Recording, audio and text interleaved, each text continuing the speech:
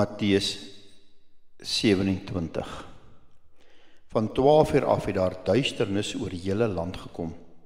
En dit het tot 3 uur geduur. Teen 3 uur het Jesus hard uitgeroep, Eli, Eli, lema sabachthani. Dit is, my God, waarom het u my verlaat? Party van die wat daar gestaan het dit gehoor en gesê, hy roep vir Elia. Die teoloog skryf die verhaaltjie van hoe hy gedink het dit in die hemel gegaan het. Van die Vader en Jesus wat om etenstafel sit en die Vader wat dan vir Jesus vra of Jesus die hemel sal verlaat, as mens gebore sal word, die koninkryk van God op aarde sal verkondig, deur mense verwerp, verag en verraai sal word en uiteindelik aan die kruis sal sterf. Daardie sterf aan die kruis sal dan die straf, die oordeel van God oor die sonde van die mense wees. Jesus het so rukkie stil gebly en toe geantwoord, waarom? Die Vader sê, want ek het die mense baie lief. Jesus sê toe nee, maar hy sal gaan, en hierdie keer was dit die Vader se beurt om stil te wees, en vir Jesus te vra, waarom? Want ek het die mense baie lief. Hierdie verhaaltjie druk vir ons die ongelooflike eenheid wat daar is tussen Christus en die Vader uit. As ons praat van die woordjie saam, dan is daar hierdie saam van ons sit saam in 'n gebou, ons is saam in dieselfde groep, ons word saam met mekaar getel. Dit is die saam van deel wees van iets groters. Dan is daar ook nog 'n ander saam wat daar in die lewe is, en dit is daardie saam van om saam met iemand te kan stap, 'n pad te stap, saam met iemand van hier tot daar saam te ry. Dit begin hier en dit eindig daar, maar vir 'n tydperk was ons saam gewees. Maar dan is daar 'n ander saam. Wanneer jy en die persoon mekaar van aangesig tot aangesig kyk, mekaar sien, oog teen oog, hart teen hart, en dan sê, ons is saam, saam van oortuiging, saam van wil, saam. En dit is die saamwees wat 'n eenheid tussen persone vorm. Dis die saamwees waarvan die hoogste uitdrukking, die verhouding tussen Christus en die Vader is. Dit is die saamwees waarna elke mens verlang om so saam met God te kan wees. Dit is ook in die verstaan van die Jode van destyds. Laat hierdie saamwees die seën is, dat dit die beste moontlike plek kan wees in die lewe waar jy kan wees. Dis hoekom die seën uitgedruk word in terme van wanneer God sy aangesig oor jou laat skyn, wanneer God na jou kyk, daardie sien en eenheid wat gevorm word van hart en wil, en daarin is die seën van die Here die beste plek in die lewe beskryf. As dit die beste plek in die lewe is om so saam met die Vader te wees, is die kruis en die Godverlatenheid, verskoning, die ergste plek om te wees.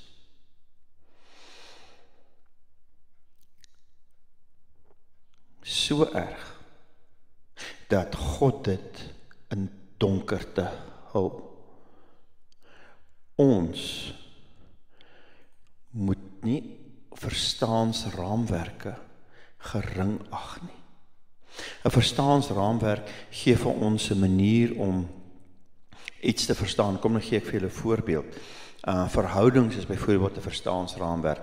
As ek 'n vriend het wat ek baie lanklaas gesien het en ek sien hom weer, dan gee ek vir hom 'n druk, en wat daardie druk beteken word bepaal deur die verhouding wat ons het. Wanneer ek nou weer by 'n persoon kom wat bitterlik ongelukkig is en hartseer is en snik van die trane en ek gee daardie persoon 'n druk en ek hou daardie persoon vas, dan het dit 'n ander betekenis. En die verhouding is die raamwerk wat die betekenis gee van wat daardie drukkie beteken.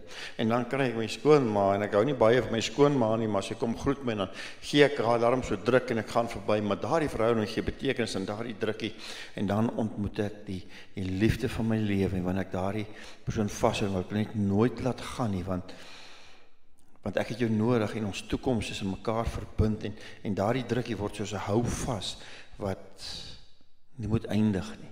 Jy sien, daar is verhoudings, die verstaansraamwerk om te sê, maar wat beteken dit wat nou hier gebeur? En so is die donkerte, die verstaansraamwerk van wat beteken dit wat nou hier gebeur? En dan is dit asof God hierdie donkerte so laat kom het, omdat saam met dit wat hier gebeur, daar 'n groot stuk is wat ons nie gaan verstaan nie, en dis asof dit wat hier gebeur te erg is vir 'n mens om te kan aanskou.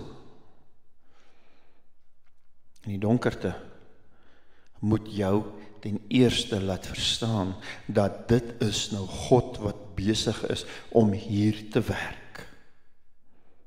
'n Mens kan sit en dink aan die eerste verwysing in die Bybel, toe God geskep en gesê, laat daar lig wees, dan hoe was dit voor die skepping? Hoe was dit die donkerte in die afwesigheid van God wat gehang het?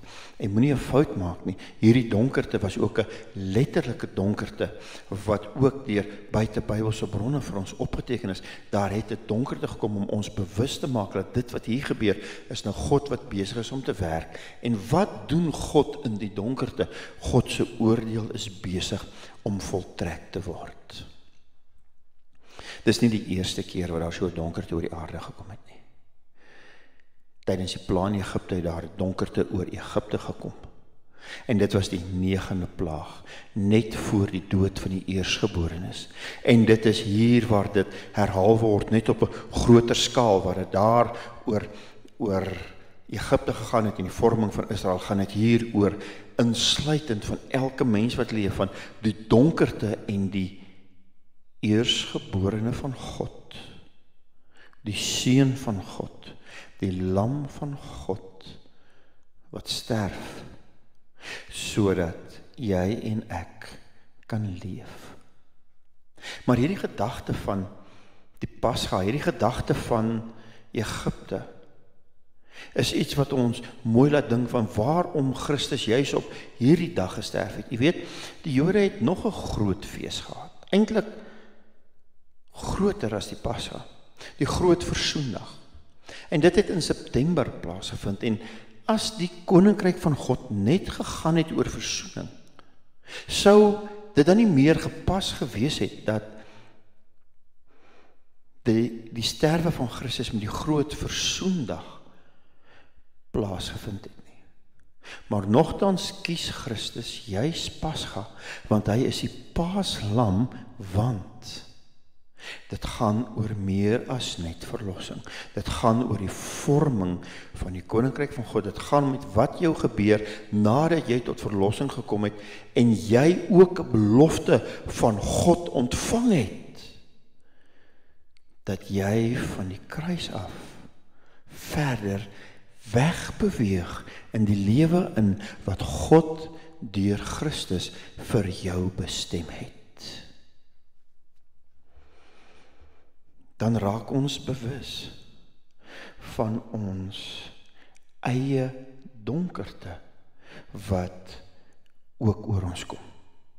En ek weet, mense wil God ontken, want as hulle God ontken, dan is daar nie iets so sonde nie, en dan kan ek leef soos wat ek wil, en daar is ook 'n klomp sekulêre mense wat sê, weet julle, maar hulle wil nie God ken nie, want hoekom moet hulle lewe inrig soos wat iets anders of iemand anders wil hê hulle moet hulle lewe inrig, en hulle sal veel eerder self besluit oor hoe hulle lewe inrig.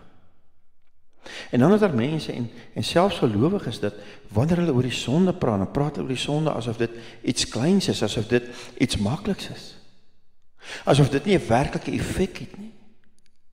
En wat so groot foute maak hulle dan nie, want As jy jou eie sonde nie ernstig opneem nie, as jy jou eie donkerte nie ernstig opneem nie, weet jy wat, Christus neem dit so ernstig op, dat hy sy lewe sal gee, sodat jy daarvan verlos kan word. Staan 'n bietjie terug, en dink 'n bietjie aan, wat het die sonde aan my gedoen?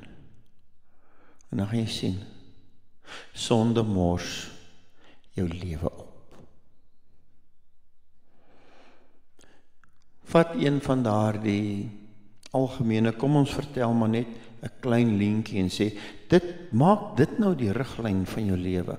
En dan begin jy jok vir jou man en jou vrou, jy begin jok vir jou kinders, jy begin jok vir jou ouers, jy begin jok vir jou baas, jy begin jok vir die bank, jy begin jok op die vorms wat jy invul, jy begin jok en sê 'n bietjie vir my, hoe dink jy gaan jou lewe uitdraai? Dink jy gaan vir altyd wegkom? Dink jy jou lewe gaan goed eindig? Of dink jy gaan ernstig net vasgedraai wees? Jy sien, gebruik nou enige sonde. Maak dit die riglyn van jou lewe. En wat gaan jy sien? Sonde voeder jou lewe op. En daarvan sal jy nie wegkom nie. Maar sonde maak ook dat jy soveel mis. Dis iets wat mense nie altyd in berekening bring nie.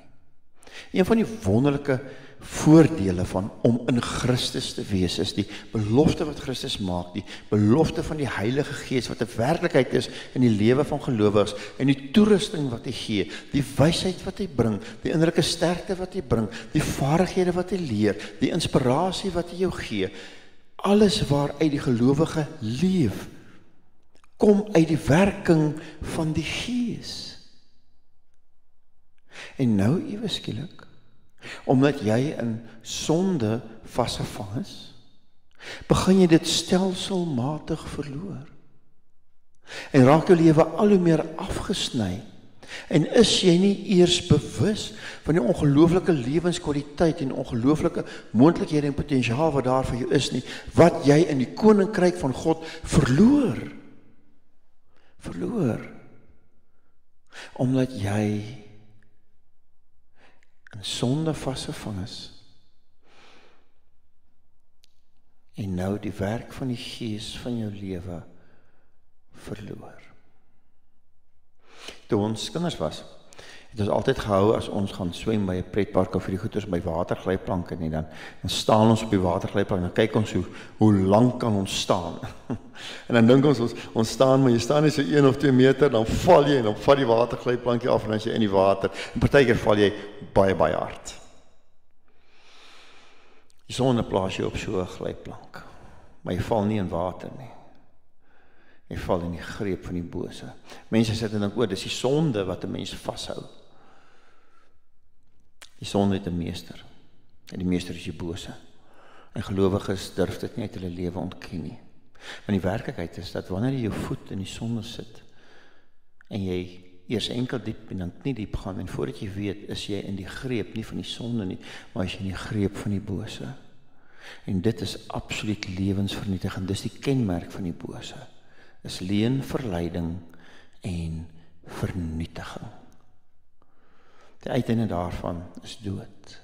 Weet julle wat beteken dood? Weet julle wat beteken geestelik dood? Dit beteken, jy kan nie meer respondeer op die Vader, jy kan nie meer respondeer op Christus nie, jy kan nie meer respondeer nie. En dan moet mense uitroep, nou maar, wat dan? Wat dan? Weet jy wat? Hierdie donkerte en wat daar in die kruis gebeur het, hierdie donkerte het gemaak dat die soldaat uitroep, hierdie man was werklik die seun van God. En ek kon ons vra, as Jesus die seun van God is, wat het hy in die kruis gemaak? Waarom? Oor jou wat geestelik dood was. Oor jou wat sonder Christus geestelik dood gaan eindig. Waarom? Oor jou wat in die greep van sonde is, waar jy self nie kan loskoppel kom nie. Het jy al gedink aan hoe sonde in jou lewe werk? Ek meen, daar is dinge wat jy doodgewoon weet wat verkeerd is, maar om een of ander rede doen jy dit nog steeds, want dit word gedryf deur iets anders. Nou weet jy dit is verkeerd en jy wil jou lewe verbeter, en dan beweeg jy 'n bietjie weg daarvan, maar so 2-3 maande later, dan kom jy weer agter, ek is nie weer terug waar ek begin het, ek het weer gesondig en ek het weer geval, ek is weer terug waar ek begin het, dan begin jy weer 1, 2, 3, 4, 5 tree weggee, en dan ewe skielik is daar weer nie die sonde, en dan is jy weer terug waar jy begin het, dan sê jy, weet jy, ek gaan net 1, 2, 3, 4, en heeltyd keer jy terug na hierdie plek van sonde. En dis wat jy moet besef. Dis hierdie terugkeer na die sonde, dis nou die terugkeer na die ou mens, dis nou hierdie terugkeer na hierdie plek, nê. Wat maak dat jy nooit in jou lewe kan vorder nie, nooit die beloofde land ingaan nie, en altyd net bly wandel, al in die ronde en al in die ronde. Maar dis wat die kruis van Christus doen. Die kruis van Christus gee vir jou 'n ander plek waarna toe jy terugkom. Dat elke keer as jy sonde gedoen, dan kom jy terug na die plek waar jy in die sonde vasgevang is, dan kom jy terug na die voet van die kruis, waar die bloed van Christus op jou drup. Waar jy daar vergifnis kry, herstel kry, waar jy daar weer toegang deur die Gees van God kry, weer die belofte kry, en weer 'n koninkrykslewe kry, waarna God jou uitstuur om uit te gaan, en te gaan leef, en weet jy wat, wanneer jy sonde doen, dan kom jy terug na watse plek toe, na hierdie plek, waar Christus in sy kruis, en jy op die donkerste plek in jou lewe was, mekaar ontmoet het, om daar herstel te word, en daar weer die belofte van jou lewe te ontgin, om van daar weer uit te gaan, die lewe in die oë te kyk.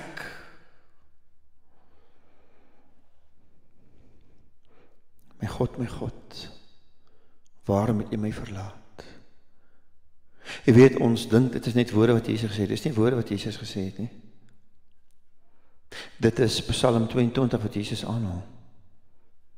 Maar Psalm 22 is as ware 'n draaiboek vir wat in die kruis gebeur. En dan gaan mens agterkom, dis die woorde wat Jesus net na God uitgeroep het, dis woorde wat hy vir jou en my bedoel het, soos die ander kruiswoorde, Vader vergeef hulle. Hy het die woord gespreek sodat dit vir die rondom die kruis, sodat dit tot hulle voordeel is. Hy het met sy moeder gepraat en sê, gaan woon by Johannes, sodat dit tot haar voordeel was. Hy het gesê, vandag sal jy saam in die paradys wees, sodat dit tot die misdadiger se voordeel was. Jy moet hoor, die kruiswoorde van Christus is, sodat u en ek die voordeel daarvan kan hê. Dis net hy wat uitroep nie.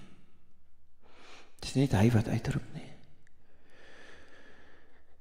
Hy bring ons en sê, gaan lees weer Psalm 22. En dan gaan ons lees dat die God verlatenheid het uitgeloop in die oorwinning van God. Laat terwyl dit lyk in die donkerte, terwyl dit lyk in die kruis, asof dit die einde is, asof dit die verloor kant is, wil Jesus jou en my herinner, dat dit is sy oorwinning oor die bose, dit is sy oorwinning oor die wêreld, dit is waar Christus 'n lyn trek ook in jou lewe, sodat die wêreld in jou lewe oorneem, die ongeregtigheid in jou lewe oorneem, die bose in jou lewe oorneem nie, maar sodat die goeie, die beste, sy wil in jou lewe sal triomfeer, wat jy kry, wanneer jy aan sy voete gaan sit. Die vraag wat ons moet vra is dit waar? En dan moet ons vra, het dit werklik so gebeur? En weet jy, as dit werklik so gebeur het, dan lees ons dit in die Bybel, maar jy kan maar vir Tacitus gaan lees, jy kan maar die rabbynse geskrifte gaan lees, jy kan maar vir Flavius Josephus gaan lees, jy kan maar gaan lees. Jy kan gelees van die briewe wat Pontius Pilatus self geskryf het. Ek kan maar gaan lees van hoe hulle vertel van wat hierdie dag gebeur het. Nie net die feit dat Jesus geleef het en dat hy gekruisig is nie, maar ook dat hulle vertel van die donkerte. So dit is werklik dat dit gebeur het. Maar om te weet of iets waar is, moet ons nie net weet wat het gebeur nie. Ons moet ook weet wat dit beteken. En dit beteken dat jou lewe nie verniet is nie. Dat maak nie saak op watse plek jy vandag in die lewe mag wees nie. Maak nie saak hoe swaar jy kry of hoe ongeregtig en onregverdig die lewe jou behandel het nie. Maak nie saak wat se sonde jou vasgevang het of wat die effek van ander mense se sonde op jou lewe was nie. Dat jy 'n plek gekry het waarvandaan jy weer kan begin. 'n Plek gekry het waar jy eers op jou knieë staan en dan weer kan opstaan, dat jy 'n plek gekry het waar jy die belofte van God vir jou lewe kan ontgin. Omdat God jou nooit, maar nooit verlaat het nie.